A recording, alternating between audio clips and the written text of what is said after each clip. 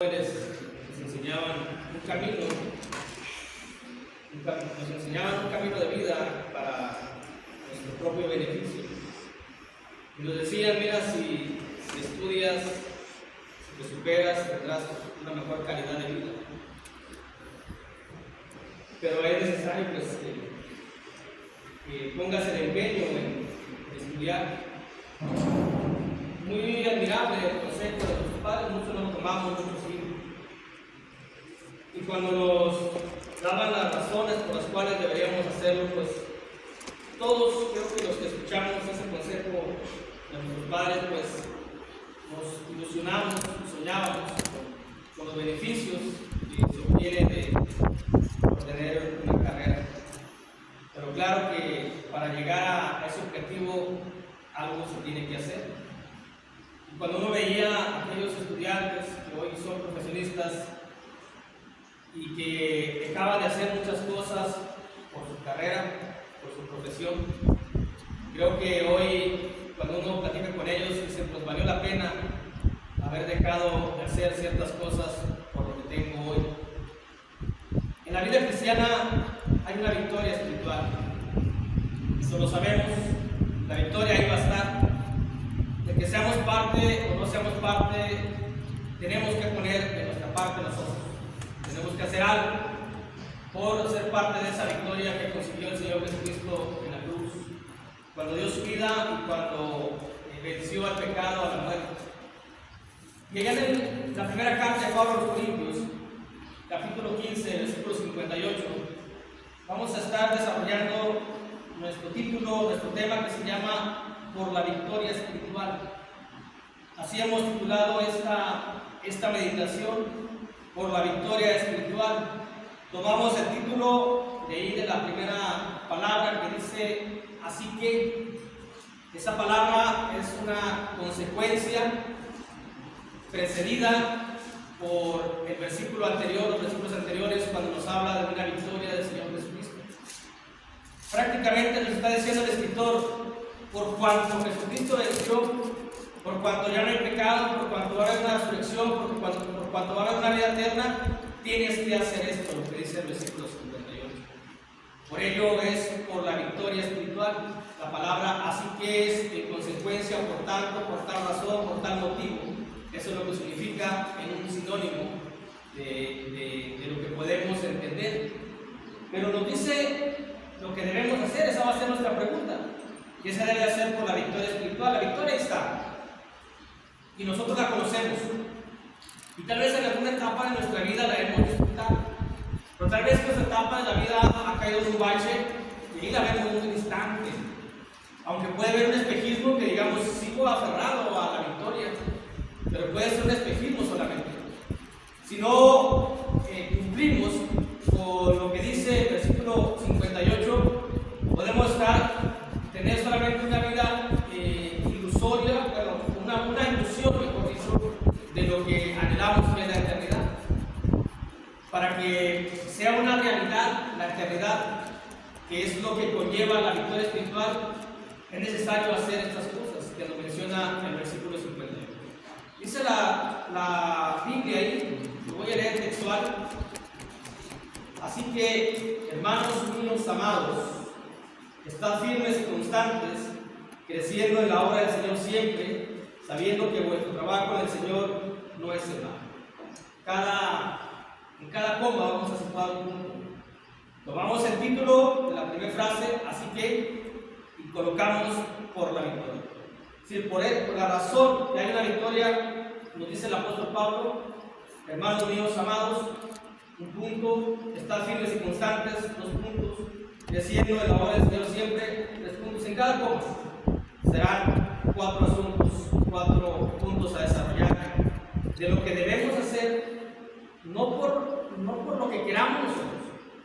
Uno puede decir, bueno, pues yo quiero hacer esto, yo debo de hacer esto, yo considero que se tiene que hacer esto, yo pienso que se debe hacer esto, pero esa es una suposición de cada uno.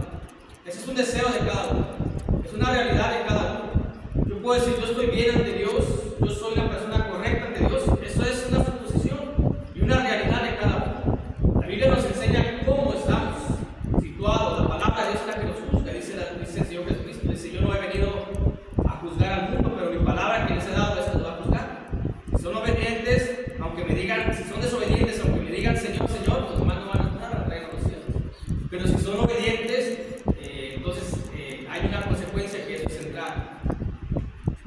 sabemos, o la Escritura es la que nos va diciendo qué tenemos que hacer por esa victoria. Si realmente la queremos, si realmente queremos seguir tomándola, agarrándola, sentir que levantamos esa victoria al mismo tiempo que el Señor Jesucristo, pues ya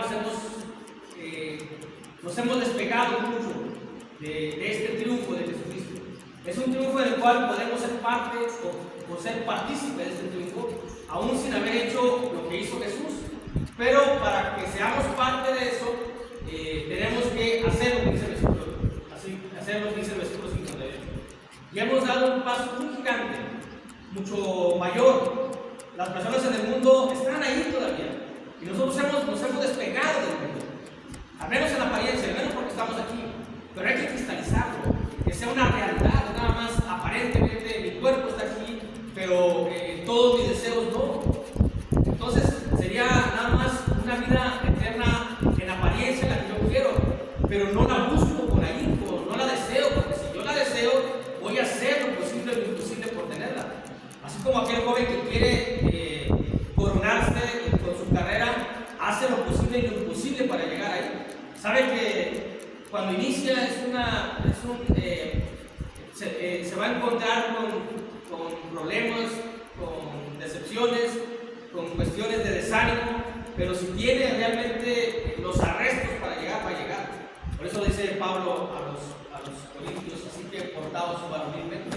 Si tenemos que esforzarnos para ello y hacer lo que dice aquí. No hacer lo que diga mi corazón, no hacer lo que diga mi mente, no hacer lo que diga el hermano, no hacer lo que diga la sociedad, solamente lo que dice la palabra de Dios. Porque si hacen lo que dice el hermano, entonces seguimos al hombre y no a Dios. Y la iglesia de Cristo se caracteriza por seguir la palabra de Dios. Nuestro pastor, que es Jesucristo, no seguimos al hombre, sino seguimos a Dios. Así que, ¿qué se debe hacer por la victoria espiritual? Podemos decir un sinfín de cosas, podemos decir. Hay que consagrarse, hay que eso, hay que esto. Pero hay que ver lo que dice aquí. Estos 4 puntos hay que analizarlos. Se debe de recibir con sabiduría la palabra de amor. Es lo primero que vamos a ver. Se debe de recibir con sabiduría la palabra de amor. Pero con mucha sabiduría, porque dice el apóstol Pablo, así que, hermanos míos amados, ¿cómo se expresa el apóstol Pablo?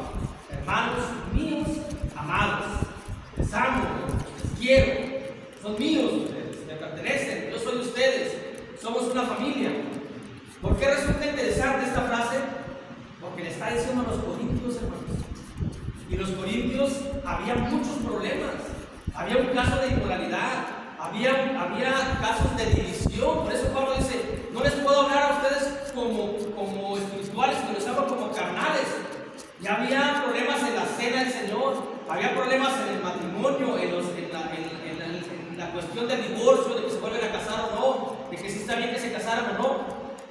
Ya vemos de los estudios que ha recibido, cuando uno explica la carta a los Corintios, es la respuesta de Pablo a una carta recibida. Él recibe una carta de unas hermanas, así lo dice, se recibe esto y me están preguntando acerca de esto que les voy a contestar. Por eso ahí cuando vemos, estamos ahí, dice el versículo 16, capítulo 16, dice, en cuanto a la ofrenda para los santos, entonces al apóstol Pablo le preguntaba, oye, ¿cómo es la ofrenda? ¿O qué es? ¿Es diezmo o qué tenemos que hacer? Entonces él responde, en cuanto a la ofrenda para los santos, en cuanto a lo sacrificado para los ídolos, en cuanto a esto, en cuanto a lo otro, está respondiendo todo lo que tiene que hacer la iglesia de Corinto.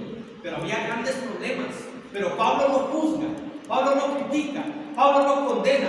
Pero ahí está, Pablo no puede decir, pero el apóstol Pablo, ¿cómo le puedes decir, amados míos hermanos, que está el que tuvo a la mujer de su padre?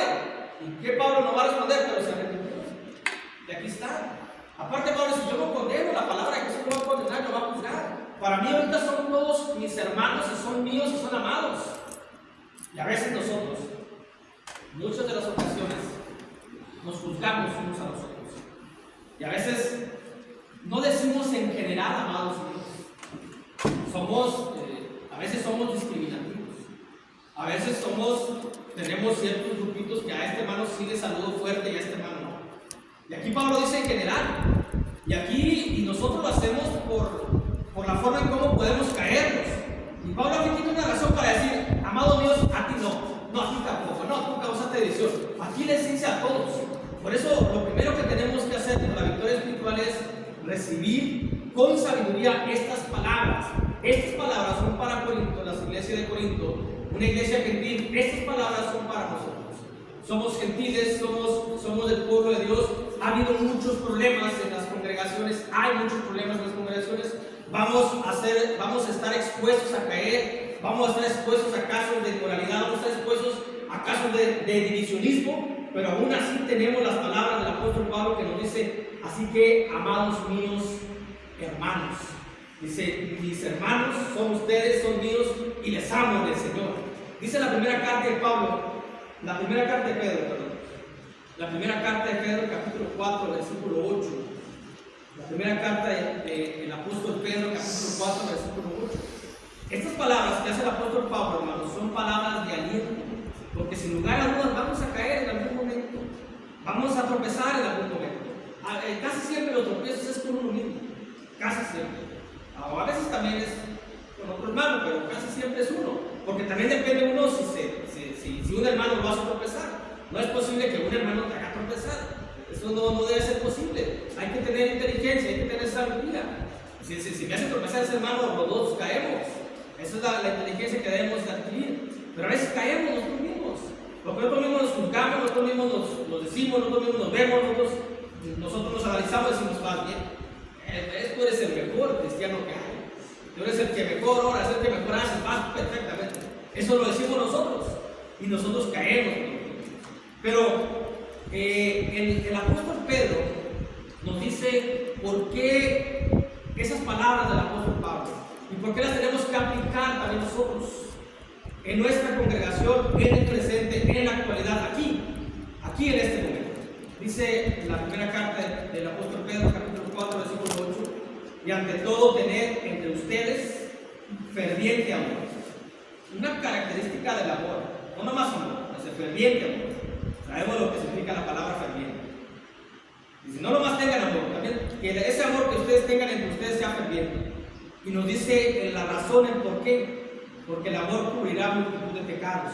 ¿Y qué es lo que hizo Pablo, el apóstol Pablo en Corinto? El amor que él refleja cuando escribe esta carta y cuando ellos lo ven, y cuando un pecador, cuando un hermano causó división, dice, a pesar de que causé división, Pablo le dice, amado hermano. Entonces, ¿qué hace ese hermano que causó división? Modifica, cambia en su pensamiento, dice, no es posible que me aporte así, si ese hermano lo que es y aún así me habla así, tengo que modificar. De ahí que el amor cubrirá multitud de pecados para nosotros. Entre más nos amemos, entre más nos comprendamos, entre más nos ayudemos a llegar a la meta, va a cubrir multitud de pecados. ¿Por qué? Porque vamos a evitar el pecado del chisme, de la murmuración, del alejamiento, de muchas cosas. Pero tenemos que demostrarnos amor. Y porque hay una victoria espiritual. Y yo no quiero que mi hermano sea derrotado. Ese es un pensamiento muy mundano, muy pagano, muy carnal, muy terrenal. No creo que entre nosotros nos decíamos, ojalá mi hermano no llegue. No creo que eso sea posible. O no debe ser posible. Porque entonces, ¿dónde está el amor? ¿Dónde está lo que hemos aprendido? ¿Dónde está la vida espiritual? ¿Dónde está el Espíritu Santo? ¿Dónde está la palabra en nosotros? ¿Dónde mora las palabras de Jesucristo en nosotros? En el aire nada más, tomamos lo que queramos. Por eso dice el apóstol Pedro, corroborando esas hermosas palabras del apóstol Pablo. Pablo me dice a mí, René, tú has fallado, pero te amo. ¿Qué me está diciendo? Cambia, modifica, ahí está la palabra, para que veas cómo puedes llegar al arrepentimiento sincero y cambiar, porque todavía te sigo amando. Va a llegar un momento en que no vas a tener el amor mío, ni el de Jesús, ni el de Dios, ni del Espíritu Santo, ni de la iglesia, ni de nadie. Pero ahorita lo tienes, ahorita lo tenemos, y ahorita lo sentimos.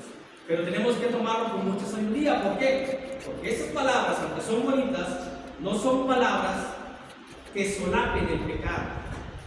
Son palabras de aliento, pero no son palabras solapadoras.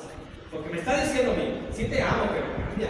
Sí te amo, pero también tienes que modificar tu comportamiento. Aquí está la indicación. Tú has cometido un acto inmoral. Pues échenlo allá, que se vaya a Satanás para que lo corrija. Es lo que hizo el apóstol Pablo. Sí,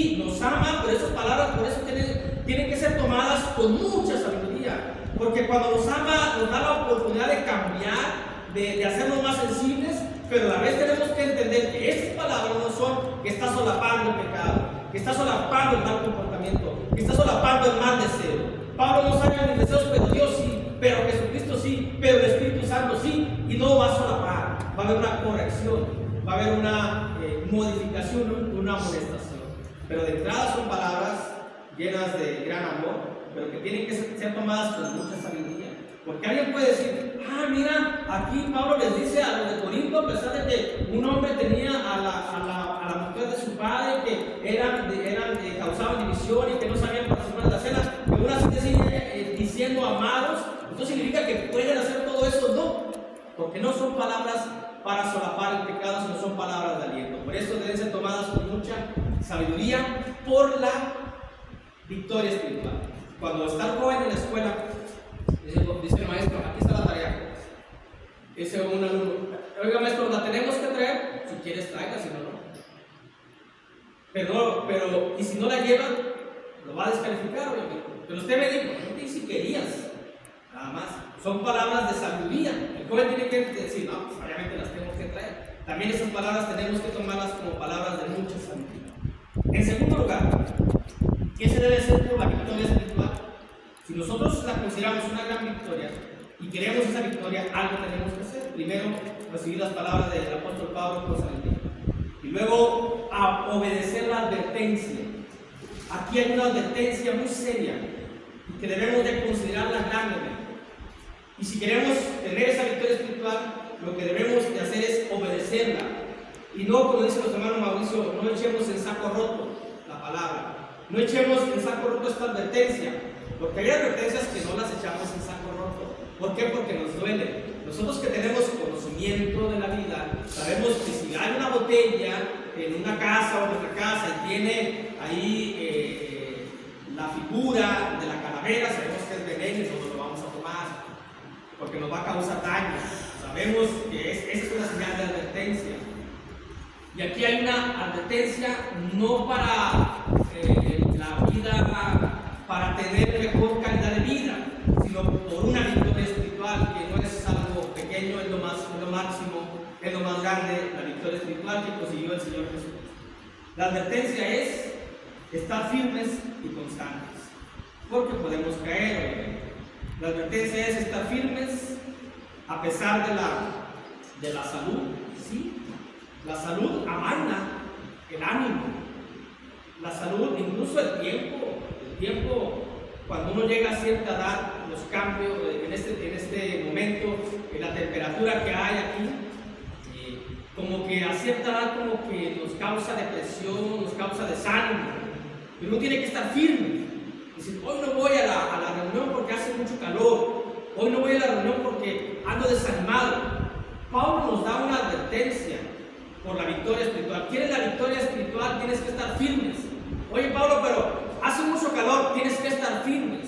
Oye Pablo, pero ando enfermo, tienes que estar firmes. Tengo muchos problemas, dejas algo de esos problemas y ahora sí voy. La advertencia es, tienes que estar firmes. El maestro le dice al joven, tienen que traer la tarea, esa es la advertencia. Si no lo traes te repruebo y el semestre lo tienes perdido. Ahora, un joven puede recuperar un semestre, pero nosotros no podemos recuperar el tiempo.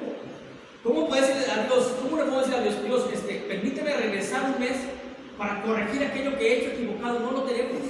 Tenemos el tiempo de hoy. Hoy podemos corregir muchas cosas si es que queremos. Si es que queremos tener esa victoria de Jesucristo, que no es cualquier cosa, lo vuelvo a repetir, venció el pecado, venció al diablo, venció al enemigo, venció la muerte y nos la da a nosotros. En bandeja de plata, en bandeja de oro, como un regalo. ¿La quieres? Tómala. Solamente ya la tienes, manténla, consérvala, cuídala, protégela. No como si de eso dependiera tu vida, porque de eso depende tu vida. Y tu vida eterna, no nada más la vida presente, la vida eterna. Por eso nos dice el apóstol Pablo, y que debemos obedecer nosotros esta advertencia. La advertencia es estar firmes a pesar de cualquier situación. El apóstol, y uno dice, bueno, pues es que ponte en mi lugar. Bueno, nos está dando una advertencia un cristiano que estuvo encarcelado, que fue apedreado, que fue azotado, que fue mordido por una serpiente, que sufrió, y nosotros no hemos padecido lo que Pablo padeció, sin poner al Señor Jesucristo, que todavía tuvo mayor padecimiento que el apóstol Pablo. Lo estamos viendo aquí, la advertencia de un apóstol. Imagínense el apóstol Pablo cuando es llevado allá, que es echado al calabozo allá, por algo que él no hizo, por algo injusto que él no hizo, solamente por predicar el evangelio, y lo meten allá, le ponen grilletes hasta el fondo del calabozo, con aquel calor, con aquella situación que estaba viviendo, con aquella oscuridad, con aquellos animales que pudo ver ahí, con aquella suciedad, con todo aquello, sin agua, sin alimento, y él dijo: los sigo firmes aquí en el camino. Ahí pudo haberse desanimado.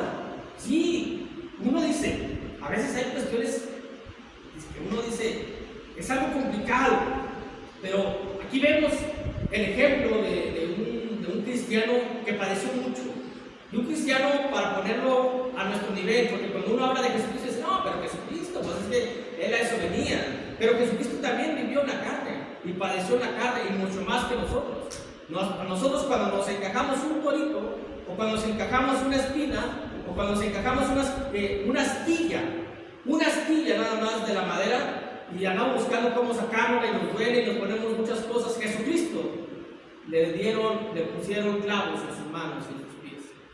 Así que no podemos decir que nosotros vamos a padecer, o que no ha padecido alguien más que yo, porque así decimos: no, es que todo me pasa a mí, es que nada más a mí. Estoy seguro que del mundo nadie ha pasado lo que paso por lo que he pasado yo. Jesucristo pasó por lo que nosotros nunca vamos a pasar. Y aquí el apóstol Pablo ha pasado por situaciones muy complicadas en la vida. Y él nos dice: sigan firmes, a pesar de todas las cuestiones que puedan estar pasando. La carta a los Efesios, capítulo 6, versículo 14, dice la palabra, la bendita palabra de Dios, hermanos. Esta es una bendita palabra, una palabra llena de sabiduría, que si la hacemos nuestra, tendremos una mejor vida aquí en la tierra, una mejor vida sin tanto pensamiento, de que esos pensamientos dañan la vida física de nosotros. Por eso le dice el Señor: dura cosa te es darte cosas contra la aguijón, sométete, obedece y todo eso, y te quitas de todo problema. Y a veces nosotros sufrimos y padecemos. ¿Por qué? Porque no queremos someternos, no queremos obedecer. Cuando dice Efesios capítulo 6, versículo 14: estad pues firmes, ceñidos vuestros lomos con la verdad y vestidos con la coraza de Cristo. Esta es la firmeza que nos dice el apóstol Pablo, tanto en Efesios como en Corintios, a la iglesia de Corinto, cuando dice: amados míos, estén firmes. Esta es la advertencia. Porque allí la advertencia es porque para poder soportar los dardos del enemigo, ya sabemos lo que dice Efesios. Porque si no estamos firmes, cualquier asunto que nos mande el enemigo nos va a tumbar. Y a lo mejor a veces ya no podemos levantarnos. Recordemos que somos piedras vivas. Y si somos aventados como piedras vivas, si vemos la imagen de una piedra, una vez dimos una clase donde damos el ejemplo de que asimilamos como piedras vivas, como se hace aquí una casa, una construcción, que con bloques, imagínense que nos avienten con un bloque de cierta altura, nos quebramos todos, y para volvernos a unirnos. Ese es el problema para volver a unirnos. Por eso tenemos que estar firmes en este camino, y como dice el canto 115, firmes. Y otra cosa, también adelante, no nada más firmes. ¿Qué es lo que nos dice aquí la Escritura? Firmes y constantes. La advertencia es ser constantes. El apócope, o lo contrario de constante, es inconstante. Y Santiago capítulo 1, versículo 8 nos dice que el hombre de doble ánimo es inconstante en todos sus caminos. Entonces, Pablo nos dice: si eres inconstante, eres un hombre de doble vida, de doble pensamiento, de doble deseo, de doble ánimo. Tú eres, en ti hay doblez. Es como cuando veíamos las caricaturas aquellas de las chinas, las coreanas, bueno, voy a decirlo, de Mazinger Z, había una que era dos caras, y aquí mismo tenía las dos caras. De repente por acá hablaba bonito, por acá era la mano. Así nos menciona aquí la Escritura. Si somos inconstantes, Pablo dice: sean constantes. Una característica de un cristiano sincero. Así debemos de ser. Porque si somos inconstantes, significa que somos de doble ánimo, de doble vida, de doble pensamiento, de doble deseo y de doble todo. Somos dobleces. Aquí decimos una cosa, aquí Dios te alabamos y allá afuera maldecimos con nuestra propia boca al prójimo, a la creación de Dios. ¿Cómo no vamos a...? Entonces, aquí sí alabamos, adoramos, entregamos, oramos y todo, y afuera ¿qué? ¿Cómo nos comportamos? Somos de doble ánimo. Dice Pablo, no sean así, tienen que ser constantes, porque si son inconstantes son de doble ánimo, son como si fuesen tibios, y la consecuencia de la tibieza es ser expulsados del cuerpo de Cristo, de acuerdo a lo que dice Apocalipsis capítulo 3, versículo 16. Por cuanto no eres caliente ni eres frío, por cuanto eres tibio, pues te expulsaré de mi boca, te expulsaré de mi cuerpo, te sacaré de mí. No te quiero así, no te puedo tener así. Eso es lo que produce la inconstancia, tibieza y una situación de que refleja que uno es un ser de doble ánimo, de doble vida. Por eso tenemos que obedecer esta advertencia, y la advertencia es estar firmes y constantes. Tercer asunto, ¿qué se debe hacer por la victoria espiritual? Se debe entender el mandamiento. Aquí hay un mandamiento. ¿Cuál es el mandamiento? Creciendo en la obra del Señor siempre, no cuando yo quiera, no cuando tenga ganas, no cuando se presenten las situaciones que se me acomode a mí, cuando haya comodidad, cuando solamente en el tiempo destinado para eso, si no lo hago tampoco lo voy a tener. No, aquí nos dice siempre. ¿Dónde siempre? Cuando estoy trabajando, cuando estoy estudiando, cuando estoy haciendo las labores del hogar, cuando voy manejando. Tiene uno que crecer siempre, en todo momento y en todo lugar. Ahí debe ser el crecimiento. ¿Podemos crecer haciendo el trabajo físico, el trabajo secular? Sí podemos crecer. Porque podemos estar pensando, porque podemos estar orando, porque podemos estar platicando con Dios, porque podemos estarnos contando la historia de la Biblia, porque podemos estar estudiando la tarea de Génesis 10, porque podemos hacer muchas cosas cuando estamos al mismo tiempo que estemos trabajando, y eso es una forma de ir creciendo. ¿En qué? No en mi obra, en la obra del Señor, porque aquí hay varias especificaciones en el mandamiento. Un mandamiento específico es creciendo, el específico es en la obra del Señor. Y una característica que adiciona este mandamiento es que es siempre debemos crecer. No, es que yo ya crecí 5 años anteriores, ya tengo 10 años, yo tengo 10 años en cristianismo, voy a tener 10 años, pues si no, ya tengo 10 años, ya crecí. Aunque tenga 15, 20, dice la Biblia que tienes que crecer siempre, o que tenemos que crecer siempre. No hay un límite para decir, no, a tales años ya deja de asistir, ya deja de estudiar, ya deja de cantar, ya deja de hacer lo que sea. A ciertos años no los hay. Aquí dice que tiene uno que crecer en la obra del Señor siempre, no en la obra personal, en la obra de Dios, porque todo lo que uno hace, hermanos, debe ser para el Señor. Todo lo que uno hace, si uno predica, si uno expone, si uno canta, es para el Señor. No lo hagamos para nosotros, porque a veces caemos en el error que lo hacemos para nosotros. A veces puede ser que si yo predico lo hago para que me vean, para que yo sobresalga. Puede ser así. Si yo lo hago así, trabajo para mí, no para el Señor. Trabajo para mi vanidad y para mi orgullo y para mi ego, pero no para el Señor. Y aquí ese trabajo es para el Señor. El reflector, en este momento el reflector no está en mí.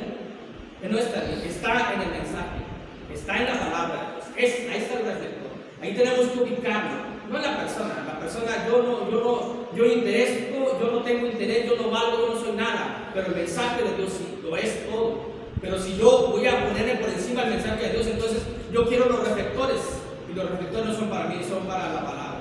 Pero tenemos que trabajar no en la obra personal, sino en la obra del Señor.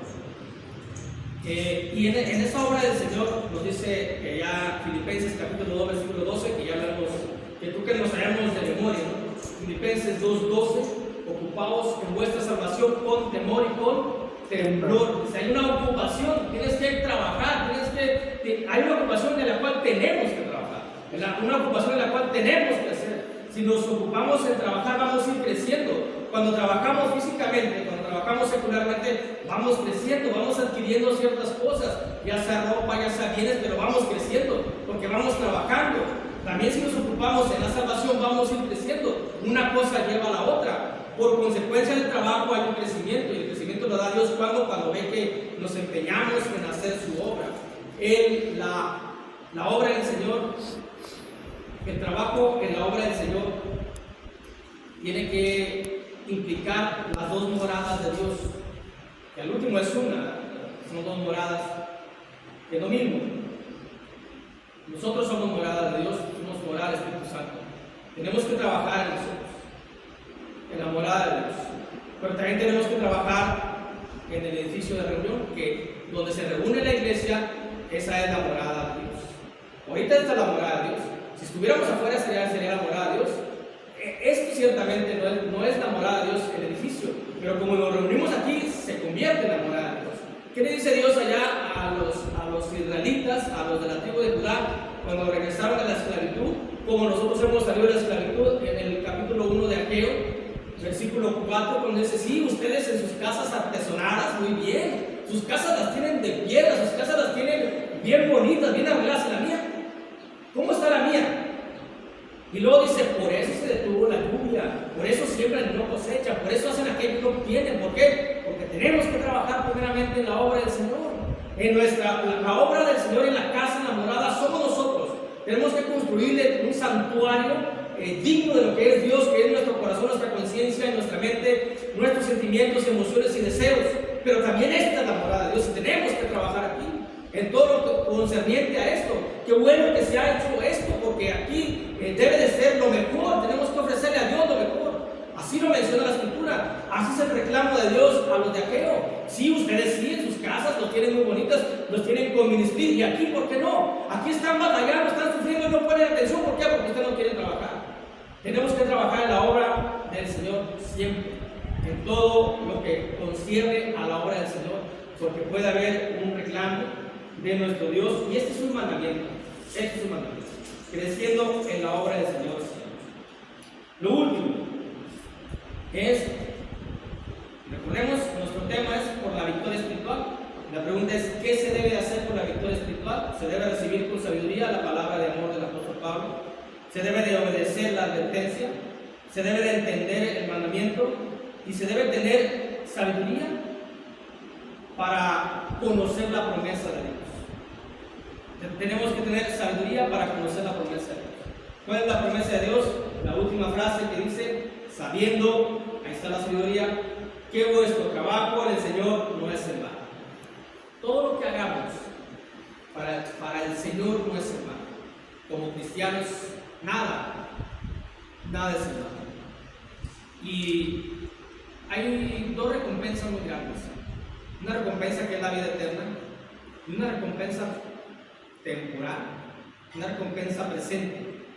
Cuando uno trabaja para el Señor, no me refiero a cuando uno trabaja, es cuando uno obedece los mandamientos. Cuando uno hace la obra del Señor en su vida, cuando uno lleva la obra del Señor en su vida, hay una recompensa de vida. Los pensamientos que nosotros tenemos son modificados, son mucho mejores. No nos lastimamos tanto con la presunción y vanidad que hay en el mundo. En el mundo la gente sufre porque quiere tener más, porque quiere ser más, porque quiere ser más popular, por todo lo que sufre en el mundo. Y sufren, y se endeudan, y hacen un sinfín de cosas. Aquí no. Aquí todos somos hijos de Dios.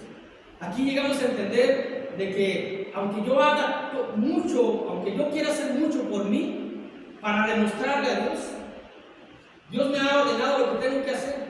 Y la recompensa es que yo voy a... Cuando uno está en las cosas de Dios, hermanos, cuando uno piensa y medita en la palabra, uno es distinto, uno es diferente, y uno vive mucho mejor, en paz, aceptando la vida que uno tiene. Porque cuando uno quiere vivir bajo los mandamientos del mundo, no hay aceptación. Pero cuando uno vive bajo los mandamientos de Dios, hay una vida tranquila sobre la tierra. Por eso dice que la obra del Señor no es en vano, porque hay una tranquilidad, hay un sosiego, hay una bonanza, sobre todo de paz, y también de bienes, si creamos, aunque no buscamos eso, pero Dios nos lo da, pero abundantemente. La iglesia lo ha experimentado, esta congregación lo ha experimentado, cómo ha habido, y cómo seguimos, ¿de dónde? Todo proviene de Dios. ¿Por qué? Porque se está trabajando para su obra, y sabemos que el trabajo para Dios no es en vano, y vemos la recompensa, y también la vamos a ver la recompensa en la vida eterna, porque dice que tenemos que tener sabiduría para conocer la promesa. Esta es una promesa, y si somos cristianos sabios, Entonces vamos a decir, yo quiero tener lo que Dios me va a dar, porque todo lo que yo hago para Dios no es en vano, y todo lo que uno hace para uno es en vano. ¿Por qué es en vano? No, pero no es en vano, yo tengo mi quincena. Pues sí, ¿cuánto te dura la quincena? ¿Cuánto te dura? ¿Cuánto te va a durar la casa? ¿Cuánto va el carro? Cuando se muera uno, se lo lleva uno, no se lo lleva, es vanidad todo eso. Dice el predicador de predicadores, Eclesiastés, todo es vanidad. Pero esta, la recompensa de Dios, no. Esto no es vano, esto no es hueco, esto es productivo, esto llena, esto mantiene a uno con una vida bien deliciosa, bien bonita, en un éxtasis siempre, éxtasis sobre éxtasis, asombrándose cada vez más de las maravillas de Dios. Esta es la recompensa, y la recompensa es la vida eterna. Dice Apocalipsis capítulo 22, versículo 12. Apocalipsis capítulo 22, versículo 12, que cuando venga el Señor, Él dice, aquí vengo pronto y mi galardón conmigo, para recompensar a cada uno según sea su obra. Preguntémonos, ¿cuál ha sido mi obra? ¿Qué obra estoy haciendo para el Señor, no para mí? Para el Señor. Entonces, ¿qué recompensa puedo tener? Esa es entender lo que tenemos que hacer con la victoria espiritual, es tener sabiduría. En este momento tenemos que preguntarnos cada uno de nosotros, si ahorita viniera Jesucristo, ¿qué galardón me daría? ¿O qué castigo me daría? ¿O qué obra he hecho para decir, mira, esta es la obra que yo he hecho? ¿Qué puedo mostrarle al Señor si en este momento llegara por mí o viniese y terminara aquí? Por eso tenemos que tener sabiduría. Si tenemos tiempo, hay que hacer la obra para el Señor, porque esa obra no es. Hemos concluido, hermanos. No solamente resta lo último de la conclusión, es lo que hemos mencionado siempre. Esto es lo que la Biblia nos menciona que se debe hacer por la vida, por la victoria espiritual. Lo demás es extra, lo demás es declarable. ¿Válido? No es válido si uno quiere hacer otras cosas para Dios. Enfocarnos a lo que es aquí, porque recordemos que Saúl quiso hacer algo de su propio pensamiento y le dijo a Dios, le dijo el profeta, se agrada a Dios de los holocaustos, ¿no? Se agrada a Dios de que le obedezca. Y este es el versículo que Dios nos ha dado para esta tarde. Ya depende de cada uno de nosotros qué hacemos con esa palabra. La obedecemos, la recibimos como palabra de Dios y buscamos hacer todo esto por la victoria espiritual, o dejamos que se nos escape la victoria espiritual, que es la vida eterna. Eso depende de cada uno. Dios los bendiga. Amén.